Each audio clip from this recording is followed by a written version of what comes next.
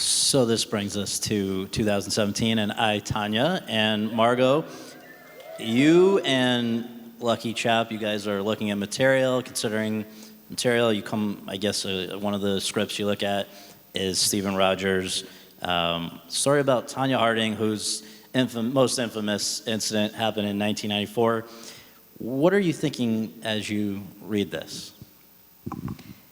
That I thought it was so clever that he was writing it as if it was a true story. I thought, oh, it's a funny take on it, the mockumentary style. Obviously, this didn't happen. It's so absurd. And then I did some Googling after I read the script and was like, oh my God. But it was a fascinating script. Without it being a true story, without knowing it was a true story, I was hooked. These characters were just so...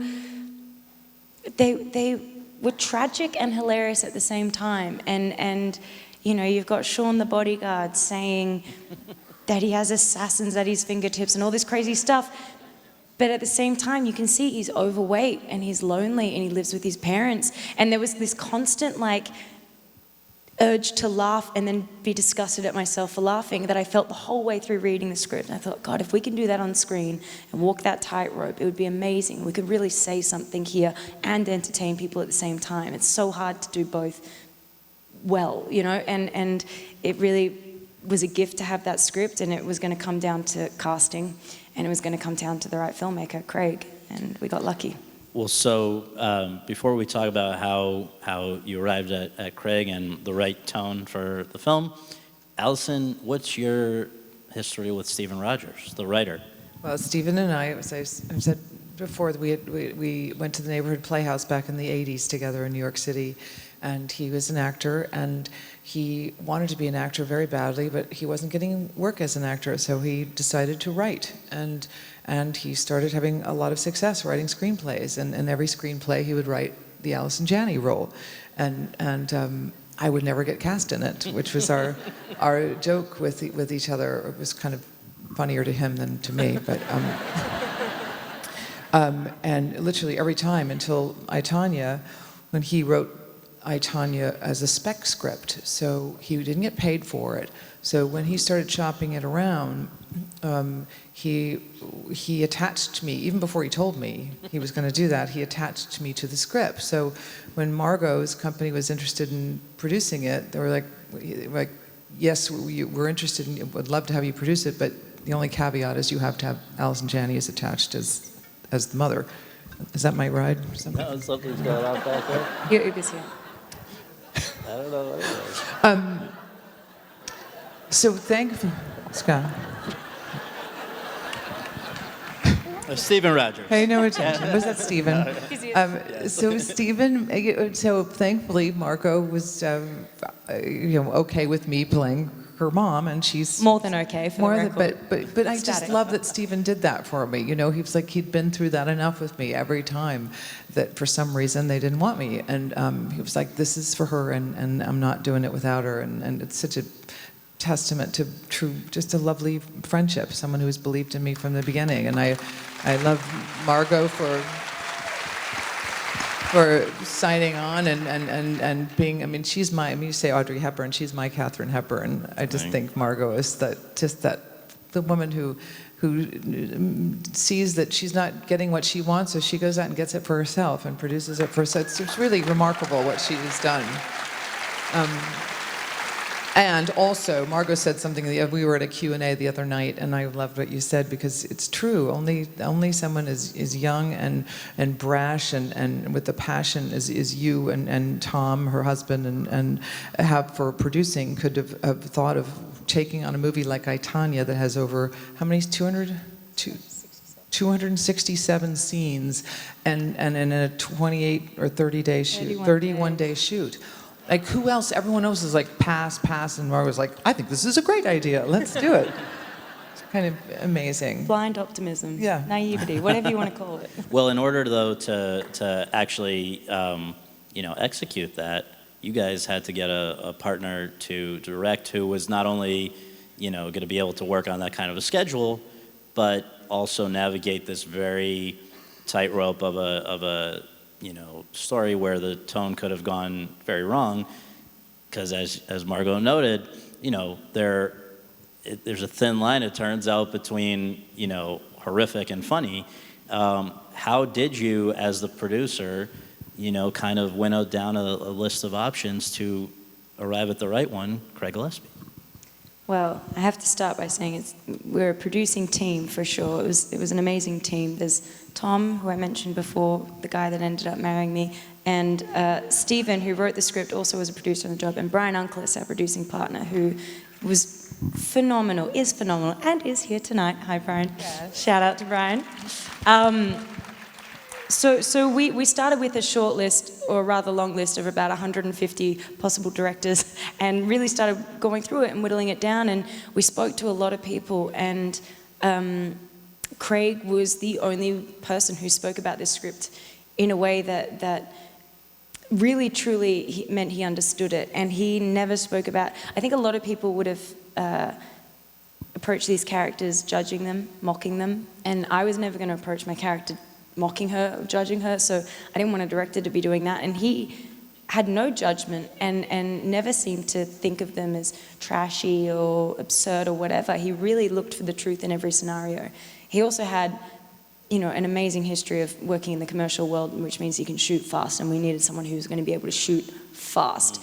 And he had technical answers to the conversation in tone. How do you achieve this tone? He could say exactly, and I think Craig's gift as a director is that he lets the viewing experience, he lets this art form be subjective for the audience. He doesn't tell you what to feel. He doesn't bring in a music cue to make you go, oh, this is a serious moment, or important bit of information here, or oh, I should laugh now, or whatever it is. In fact, he plays against that, and when it's a really serious moment, he comes in with, Spirit in the Sky playing, or there's, a really horrific moment and he'll cut to a wide, so you're not in a close-up, you're like, am I meant to laugh? Is this serious? Like, I don't know how to feel, and at that point you have to rely on your own experiences to tell you how you feel about the situation. So much more engaging for an audience, so much more challenging for an audience in a wonderful way, and I think that and his constant search for finding the truth in a situation made him the perfect filmmaker for this film. Yeah. You guys both had some daunting challenges here. Margot is aging from, as Tonya, from 15 to 44, has to look like a professional level skater, all while also producing, as we noted. Allison, your character, who, we've been through this before, but like the meanest movie mom since Precious, could have just become a one-dimensional character, but we do even feel for her because of the way that you play her. I guess I just wonder for each of you, and by the way, doing it with a bird on your shoulder, that's an unusual challenge. It was a real bird, not CGI, right?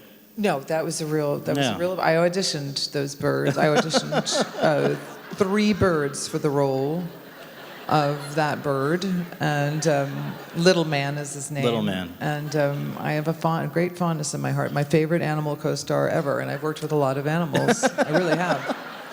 Really. So I guess for each of you, what did you find to be the most challenging aspect of the performance side of things? Well, for me, I think it was humanizing that character that seemed very much a monster on the page, and thankful that Stephen wrote a lovely scene with, not lovely, but for my character at least, you see a bit of what's beneath the surface there, and the hurt or the anger and resentment that was in her life, and the diner scene at the end with Margot. And the abuse scenes were hard, not so much with Margot, because she was, I felt she was so game to jump in, and we didn't have a lot of time to rehearse. At least I didn't. I know that she did with Sebastian. They had a lot of choreography and fight choreography, and the knife scene, we just sort of jumped in, and I knew I was going to be throwing a lot of stuff at her, and I was just duck. And I was just like, just have eye contact with me, and we'll figure, and she was right there with me, and she made it safe for me. And then little McKenna Grace, that was the hardest thing for me, to have to hit that little girl.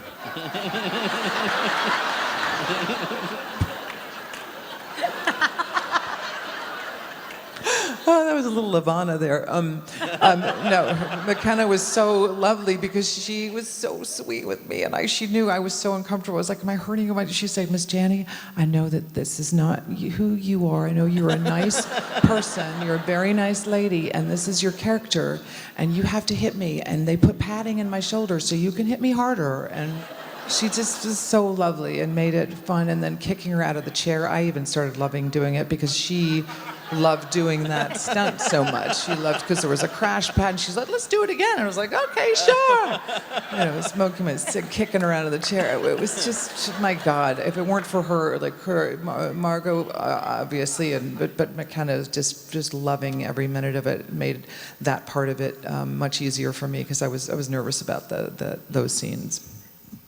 And Margot, I mean, you've said that there was a moment in this film which you've only kind of experienced a couple of other times in your career where, well, let me leave it to you. Yes, I think I was telling you that there's been, 3 moments in my career where I've genuinely forgotten where I was, that I was on a set, that I wasn't that character, that there were other people around, like genuinely forgot.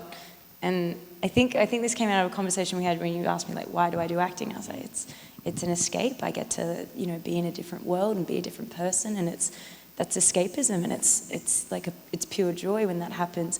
It's beyond pure joy when I genuinely can forget, because you've got a camera there. There's 100 people. It is hard to forget that you're on a set, but a few times it happened. Yes, it happened on Tonya, and it was when Sebastian and I were fighting, and we just went absolutely ballistic. It was after he slammed my hand in the car door, if anyone's seen the film, and Craig just kept rolling, and which he does sometimes, which means we just keep going and going and going, and the fight escalated into onto the lawn. It was getting very, very violent, and then we stormed off set. We were going down the road, and people were just must have been like, "Oh, what's happening?" But we weren't even on set anymore. We just kept going. And I think Sebastian even yelled Margot, because he was like, "Where are you going?"